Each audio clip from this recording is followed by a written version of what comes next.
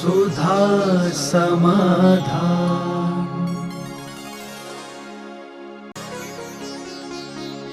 नमोस्तु गुरुदेव। भगवान महावीर स्वामी जी ने अपने उपदेशों में आचार पर ध्यान दिया था या आध्यात्म पर? महावीर स्वामी का मूल सिद्धांत था आचार, अध्यात्म नहीं। अध्यात्म 22 तीर्थंकरों के काल में अध्यात्म जोड़ था। अध्यात्म उसी युग में जोड़ दिया जाता है जहाँ मोक्ष के दरवाजे खुले रहते हैं, क्योंकि अध्यात्म मोक्ष का साक्षात कारण है। अध्यात्म एक निर्वृत्ति मार्ग है। अध्यात्म का अंतिम फल उपेक्षा है। अध्यात्म का अंतिम फल केवल ज्ञान है, मोक्ष है, यथाख्याचार्यत है, परम पारणामिक भाव है। अध्यात्म की ये परिभाषाएं बताई पूज्यवर अमृतचंद सूरी महाराज ने। अध्यात्म के संबंध में कहा जिससे हमें यथार्थ स्वरूप की प्राप्ति होती है। यथार्थ स्वरूप की परम पारणामिक भाव जिसका फल है उसको अध्यात्म कहते हैं। चूँकि महावीर स्वामी जानते थे कि आगे आने वाला युग मोक्ष को ले जाने वाला नहीं होगा, और उन्होंने सबसे पहले अपने जीवन में आचार संहिता को मुख्य बनाया। इसलिए और तीर्थंकर पंचशील व्रतों से नहीं जाने जाते, महावीर स्वामी पंचशील व्रतों से जाने जाते। क्या 5 महाव्रत पहले नहीं थे? लेकिन उनकी प्रसिद्धि 5 महाव्रतों से नहीं है। दूसरे सामने वालों ने तो जन यही मान लिया कि पारसनाथ तक 4 ही व्रत थे, लेकिन महावीर स्वामी ने के सामने सबसे बड़ा जो था मिथ्यात्व, धर्म के नाम पर हिंसा, धर्म के नाम पर क्रियाकांड, मिथ्याचार। इसलिए महावीर स्वामी के सबसे बड़े जो सिद्धांत थे पंचशील व्रत, अहिंसा, सत्य, अचौर्य, ब्रह्मचर्य और अपरिग्रह। इन पर उन्होंने सबसे ज़्यादा जोर दिया, क्योंकि वो जानते थे कि आगे आने वाला युग मात्र स्वर्ग तक सीमित रहेगा, और स्वर्ग तक ले जाने वाले के लिए अध्यात्म की जरूरत नहीं है, चारित्र की जरूरत है। स्वर्ग तक ले जाने के लिए अध्यात्म की जरूरत नहीं है।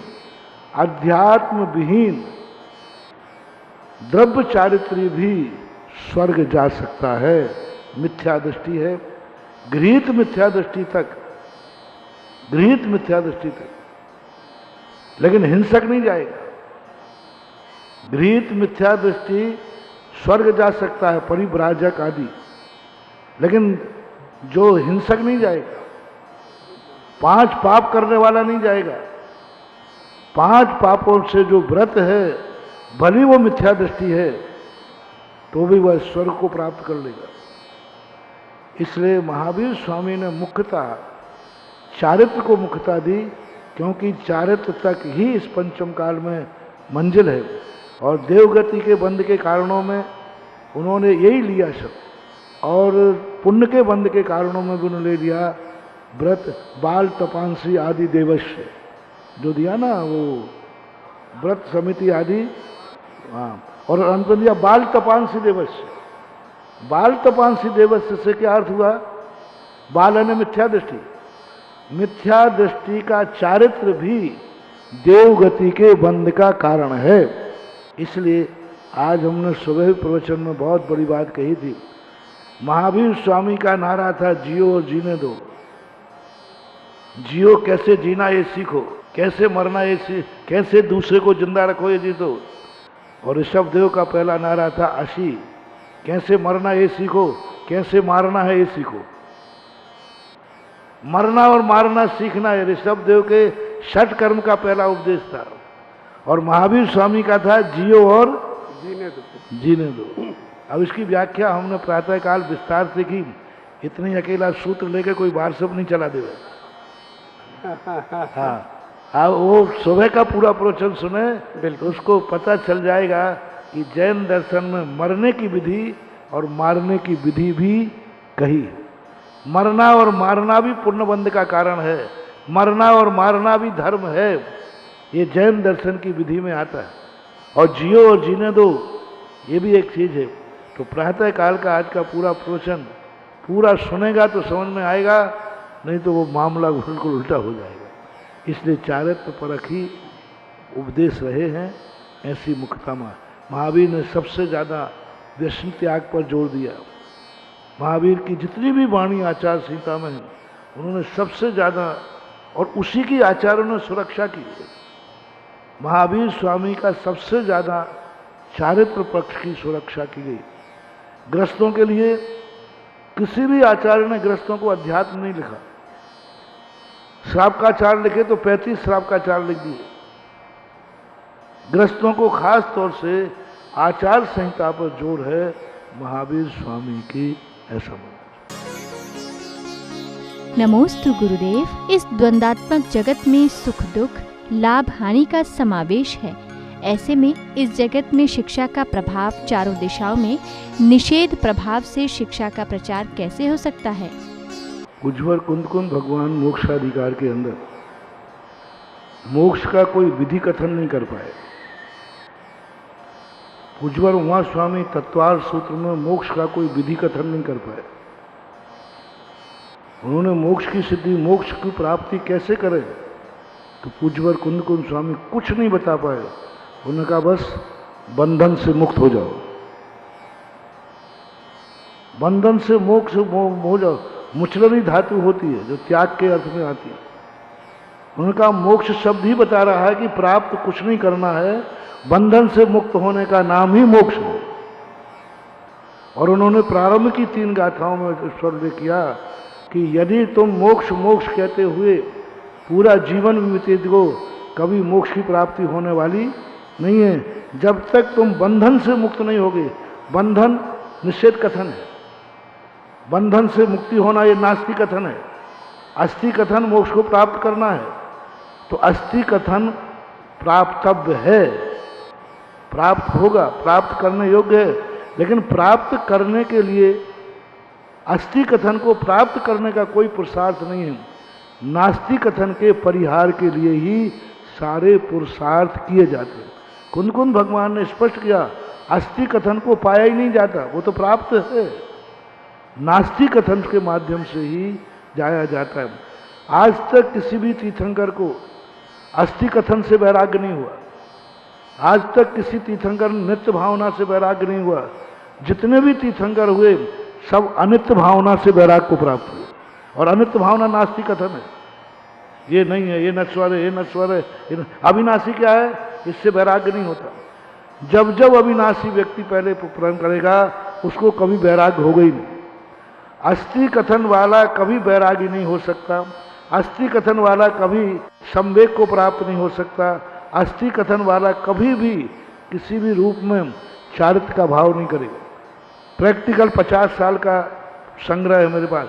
जो जो तथाकथित अध्यात्मवादी अस्थि कथन का स्वाध्याय किया, समय सार को पढ़ा, उनके 2 प्रतिमा लेने के भी भाव नहीं होते, हो ही नहीं सकते। अस्थि कथन कभी हमें वैराग्य लाएगा ही नहीं। वैराग्य जब भी आएगा नास्ति कथन से आएगा, निषेध कथन से आएगा, नित्य भावना से नहीं आएगा, अनित्य भावना से आएगा। और 12 भावना में एक भी नित्य भावना नहीं है, अनित्य भावना है। अन्यत्व भावना है, अन्यत्व का विरोधी एकत्व हो गया, लेकिन नित्य का विरोधी, अनित्य का विरोधी, लेकिन नित्य नाम की भावना है ही नहीं। क्योंकि नित्य को पाने की भावना नहीं भाई जाती है, अनित्य को त्यागने की भावना भाई जाती है। 12 भावना में नित्य भावना क्यों नहीं रखी गई, अनित्य भावना रखी। और तीर्थंकर सबसे पहले वैरागी होते हैं नित्य भावना भाके नहीं, अनित्य भावना से। इसलिए संसार को यदि पापों से छुड़ाना है, संसार को यदि सन्मार्ग पर लगाना है, तो इनको नास्ति कथन से अस्थि कथन की तरफ ले जाओ। और ये नास्ति कथन समझ लेंगे तो अस्थि कथन तो उनके पास है ही, वो कहाँ जा रहा है। अस्थि कथन तो स्वचतुष्टय है, हमारे स्वचतुष्टय को पाने में बाधक है पर चतुष्टय। पर चतुष्टय यदि हटा दिया जाए तो स्वचतुष्टय को पाने का कोई पुरुषार्थ नहीं। पूरी 5 लब्धि में पूज्यवर नेमी चंद महाराज ने एक भी सम्यक दर्शन प्राप्ति का उपाय नहीं बताया। पूरी 5 लब्धियां मैंने डिटेल से समझी, एक भी सम्यक दर्शन का उपाय, एक भी। करण लब्धि के अंतिम समय तक सम्यक दर्शन की प्राप्ति का कोई उपाय नहीं बताया, मिथ्यात को हटाने का उपाय बताया। मिथ्यात को हटाने, इसको हटाओ, इसको हटाओ। अंतिम समय में भी उन्होंने मिथ्यात के 3 टुकड़े कराए, सम्यक दर्शन को प्राप्त कराई। अंतिम अनुवृत्तिकरण के अंतःकरण में भी मिथ्यात को हटाने की बात कही। सम्यक दर्शन को प्राप्त करने बैठे थे, उन्होंने बताई नहीं, बोले सम्यक दर्शन प्राप्त करने का कोई पुरुषार्थ नहीं है, सम्यक दर्शन तो तुम्हारा स्वभाव है, वो तो प्राप्त होगा, बस मिथ्यात को हटाओ। यानी सम्यक दर्शन, छायक सम्यक दर्शन प्राप्त करने का कोई उपाय नहीं बताया। पूरे छायक सम्यक दर्शन की विधि मैंने पढ़ी, एक भी क्रिया अस्थि कथन नहीं है। अनंत अनुबंधी की विषय योजना करो, मिथ्यात का क्षय करो, सम्यक मिथ्यात का क्षय करो, सम्यक। अरे प्राप्त करने के लिए क्या प्रयास करो? बोले कोई प्रयास नहीं करना, छायक सम्यक दर्शन तुम्हारा स्वभाव है। छायक सम्यक दर्शन में भी नास्ति कथन, निषेध कथन से पुरुषार्थ भी नास्ति कथन का, पूरा पुरुषार्थ नास्ति कथन का। आपने मुनि दीक्षा देखी होगी, बोलो मुनि दीक्षा में प्राप्त क्या होते दिखता है? सब छोड़ते ही दिखते हैं, ये छोड़ा, ये छोड़ा, ये छोड़ा। प्राप्त क्या किया है? बस छोड़ दिया, वही प्राप्त है। आज छोड़ दिया, वही प्राप्त है। आज तक कोई आचार्य अहिंसा की परिभाषा नहीं बना पाए, कोई आचार्य अहिंसा की परिभाषा नहीं बना पाए। बस उन्होंने यही कहा, हिंसा का त्याग। अहिंसा की परिभाषा क्या है? हिंसा नहीं करना। सत्य की परिभाषा क्या है? असत्य नहीं बोलना। तो क्योंकि विधि की कोई डेफिनेशन होती ही नहीं, विधि पुरुषार्थ गम्य नहीं है, क्योंकि विधि अस्थिमान है। विधि अस्थिमान है। अस्थिमान को क्या प्राप्त करना? जिस चीज जो हम प्राप्त, अस्थिमान है, मेरे हाथ में एक घड़ी है, अब मैं घड़ी को प्राप्त करने जा रहा हूं, वो तो अस्थिमान है। जो अस्थिमान नहीं है, नास्तिमान को हटा देना ही अस्थिमान की उपलब्धि है। इसलिए अनेकांत में वैराग्य यदि चाहिए है, संवेग यदि चाहिए है, और जनता को आज हमें अध्यात्म नहीं सिखाना है, इनकी जो पापों की तरफ प्रवृत्ति कर जा रही है, उससे इनको वैराग्य दिलाना है। इसलिए नास्तिक। नमोस्तु गुरुदेव। श्रवण संस्कृति के माध्यम से पूरे देश भर में धर्म प्रतियोगिताएं होती हैं, तो क्या इस तरह की प्रतियोगिताओं को हम स्वाध्याय कह सकते हैं? पूज्य ब्रह्मा स्वामी महाराज तत्वार्थ सूत्र के अंदर स्वाध्याय की चर्चा की, और स्वाध्याय के उन्होंने भेद किए, धर्मोपदेश, आमना, और उसमें एक प्रश्न स्वाध्याय दिए। ये जितनी भी प्रतियोगिताएं हैं, ये प्रश्ना स्वाध्याय के अंतर्गत आएंगे, क्योंकि प्रश्न पूछने पर उत्तर दिया जा रहा है। आप यहाँ से प्रश्न बनाते हैं, वो उत्तर देते हैं। जितने भी जैन धर्म की प्रश्नात्मक परीक्षाएं हो रही हैं, ये सब प्रश्ना नाम का स्वाध्याय है। तो ये सब स्वाध्याय के अंतर्गत हैं, चाहे ऑनलाइन हो, चाहे स्वाध्याय से हो। व्यवस्थाएं समय समय के अनुसार बदलती हैं, लेकिन ये सब स्वाध्याय के अंतर्गत आएंगे। इसलिए सभी को जिस माध्यम से ज्ञान प्राप्त हो, किस माध्यम से उनकी रुचि बढ़ती है, उस माध्यम से उपदेश दे दिया जाता है, ऐसा मानना। नमोस्तु गुरुदेव। स्वसमय और पर समय का अर्थ क्या होता है? स्व समय का अर्थ होता है अपने स्व चतुष्टय की तरफ ध्यान देना, अपने आत्मा के उपयोग की तरफ ध्यान देना, अपने आत्मा के स्वरूप की तरफ ध्यान देना। और पर स्व समय का लगा। पर समय यानी कर्मों के उदय के अनुसार अनुभव करना। जैसे क्रोध का आया तो क्रोध कर लिया, मान आया तो मान कर लिया, लोभ आया तो लोभ कर लिया।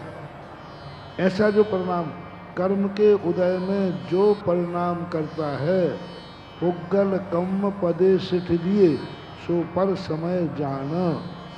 जो पुद्गल प्रदेशों में स्थित है, यानी कर्म के उदय से ही अपनी जिंदगी चलाता है, वह पर समय।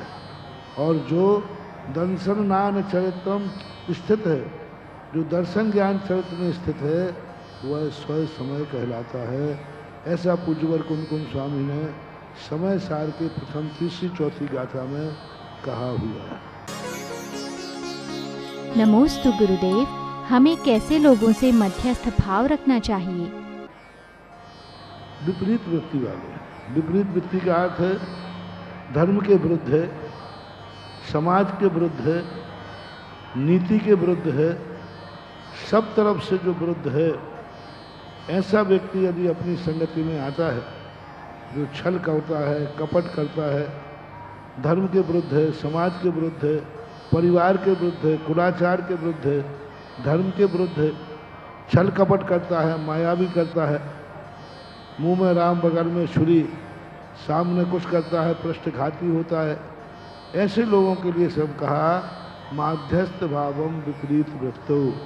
ऐसे लोगों से बिगाड़ना भी नहीं और बनाना भी नहीं, सदा सावधान रहना चाहिए, इसका अर्थ। नमोस्तु गुरुदेव, जैसी मति होती है क्या वैसे ही कर्मों की गति होती है? नहीं, जैसी मति होती है वैसी गति होती है। गति कोई मति को बाद में बिगाड़ती है। पहले तो हमारी मति होगी, फिर गति होगी, फिर गति के अनुसार कभी कभी मति भी हो जाती है। जैसे नरक गति में रहने वाले जीव, गति के अनुसार उनकी मति होती है, लेकिन उनकी वैसी मति हो ये कोई नियम नहीं है। वो दुर्गति में है लेकिन सम्यक दर्शन प्राप्त करते, सम्यक दृष्टि हो जाते। तो सामान्य मान्यता ये मानना चाहिए मति के अनुसार गति होती है। अंत मता सो गता, अंत गता सो मता नहीं, अंत मता सो गता, ऐसे। नमोस्तु गुरुदेव, स्वधर्म इंद्र को भव्य शिरोमणि की उपाधि से क्यों विभूषित करते हैं? इसका आशय क्या है? क्योंकि उसका मोक्ष जाना निश्चित हो गया, उसकी भवितव्यता पक चुकी है। अगला भव मोक्ष, जिनका मोक्ष निश्चित हो जाता है उनको भव्य शिरोमणि कह देते हैं भक्ति के वजह। नमोस्तु गुरुदेव, परिपूर्ण द्वादशांक का ज्ञान क्या होता है? परिपूर्ण ज्ञान का अर्थ होता है संपूर्ण जितना भी विषय जानने योग्य है, उन संपूर्ण विषय के कथन करने के लिए जो एक ज्ञान का प्रमाण दिया है, 12 अंग, द्वादशांग, उसका पूरा ज्ञान होगी। और भाव निश्चय की अपेक्षा होता है, उस ज्ञान की अपेक्षा अपने आत्मा के वैभव को जो जानता है उसको निश्चय शुद्ध केवली कहते हैं। सुधा समाधान।